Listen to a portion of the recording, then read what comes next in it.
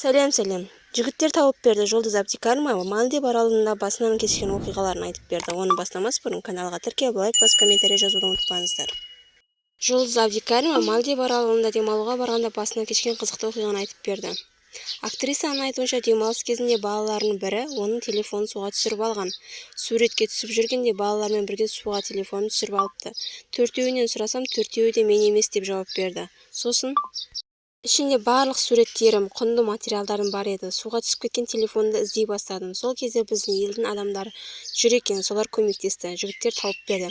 Әрине, телефоным қосылмай тұрды. Елге келіп жөндетуге бердім. Басты ішіндегі қажетті материалдар мен Мальдивте түскен суреттерін көшіріп алдым. Кейін телефоным істемей қалды, деді жұлдыз.